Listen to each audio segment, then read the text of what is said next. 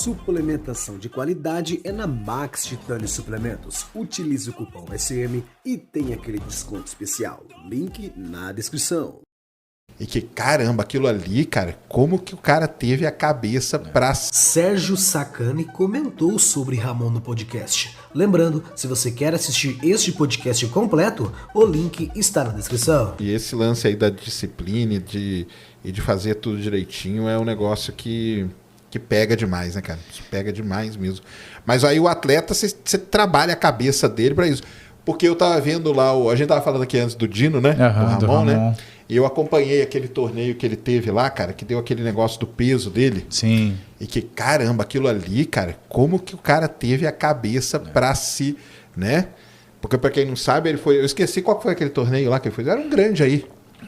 Eu não lembro o nome.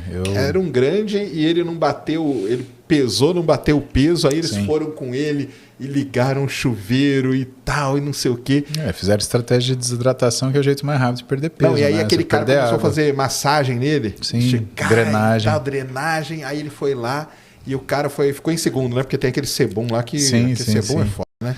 Aquele cara é sensacional. Aquele cara é de outro mundo, né? É um cara que não deve ser subestimado jamais, né? Bom, se você subestima o campeão, você é um tolo. Tá doido, né, cara? A verdade é essa. Cara. É que o iníciozinho é um pouquinho mais chato, né?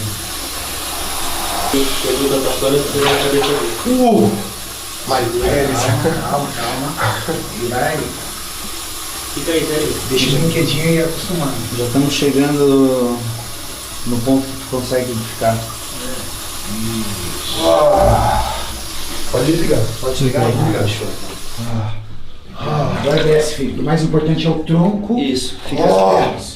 Calma, Não, tá liga muito de novo, quente. liga de novo. Não precisa sofrer assim. Não, dá de ir. Não, mas não precisa, filho. É o resto do corpo só, hein? Não, só precisa ficar uma água quente, não precisa sofrer assim. Desliga. Eita, lasqueira. Ai, meu Deus do céu. O pé pode levantar de lá e tenta... Levanta só um pouquinho, filho. Tenta ficar mais em Deixa eu tentar tirar um pouco dessa água. Tirar um pouco da água. Ó, bota a cabeça aqui. Valeu. Tá gostado? Tá de boas.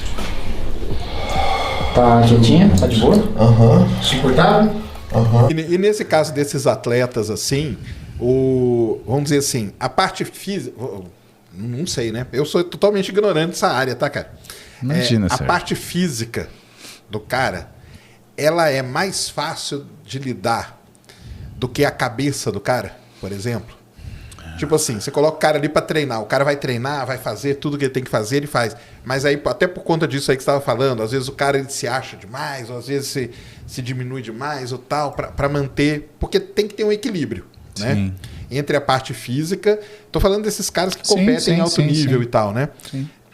Como que é essa questão aí da cabeça com a parte física do cara? Tem uma coisa que é mais fácil que a outra? Primeiro que eu vou te falar que assim, eu acho que o fato de competir não é necessariamente aquilo que define se a pessoa é um grande atleta ou não. Saiba que tem muita gente que tem a falta de modéstia de saber que não deveria competir, né? Mas que tem o excesso de confiança e vai para frente, né?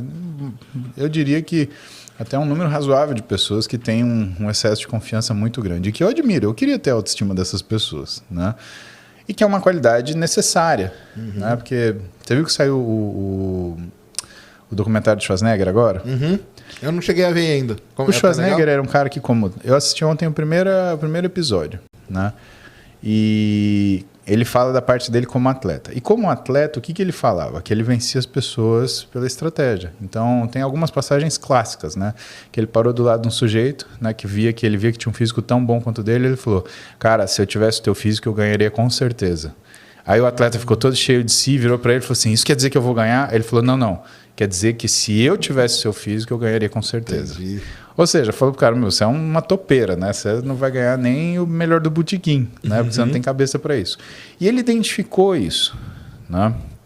Então, quando a gente tem uma situação onde você observa essa fragilidade, né? Porque as pessoas elas precisam dessa certeza da integridade física delas para conseguir se desenvolver, você começa a entender que tratar essas pessoas vai além daquilo que é a segurança de você falar para o sujeito, ó, tá tudo bem, você está remendado.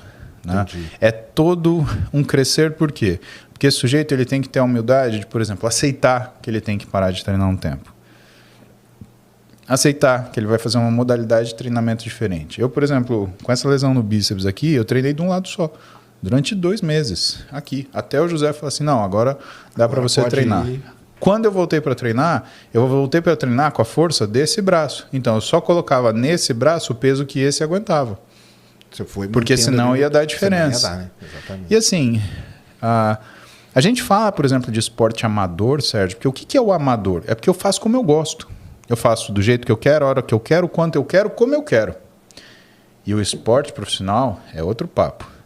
É o quanto eu preciso, a intensidade que eu preciso, do jeito que eu preciso, e muitas vezes isso envolve fazer coisas que eu não gostaria de fazer. Entendi. São sacrifícios, né? Exato. Por isso que tem muita gente que às vezes fala assim, eu quero competir. Fala, pera lá. Você vai transformar algo que você tem de recreativo em trabalho. Você já parou para pensar isso? Isso vai mudar a relação das coisas. Aí a pessoa que está no amador fala, eu quero pegar o profissional. Calma lá. Porque o amador, você pode continuar fazendo as coisas como você está fazendo. O profissional, você compete com pessoas que, apesar de parecer pouco que você precisa chegar nelas, o que você precisa para fazer com que haja essa condição é muito maior.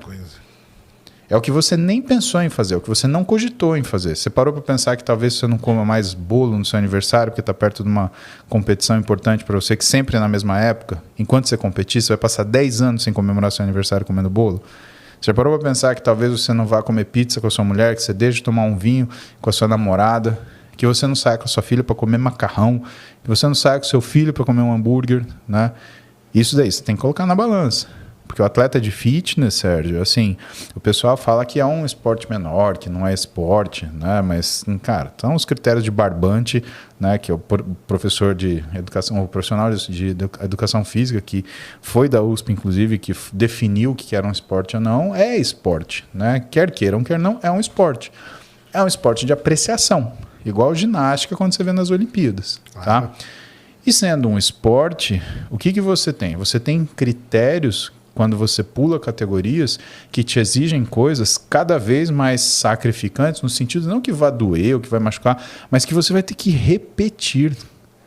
O sacrifício não é fazer uma vez, é ter que fazer todo dia. Exatamente. Esse é o papo. Não é você se abnegar de uma coisa só, é mais fazer isso repetidamente. Eu não posso comer isso hoje. Não, mas eu não posso comer isso durante minha preparação. Mas eu não posso descansar hoje. Não, não pode. Se você perder um treino, se você faz, por exemplo, treino de peitoral uma vez por semana, se você perdeu uma semana, você perdeu 2% do ano, porque o ano tem 50 semanas. Caramba, é foda, né? É você entender que qualquer progressão tem que ser a muito longo prazo. Porque quando você fala assim, mas 3 meses vai demorar para eu notar uma diferença no meu físico? Quantos treinos de peitoral são 3 meses se você treina uma vez por semana ele? Exatamente. Pouquíssimo, né? É pouquíssimo. Né? São 16 treinos. Né? Praticamente, ou menos, até 12 treinos. Né? Então, sabe, com 12 sessões de treinamento, então, falar que seu peitoral vai aumentar. Olha como o físico ele é uma coisa modelável. Né?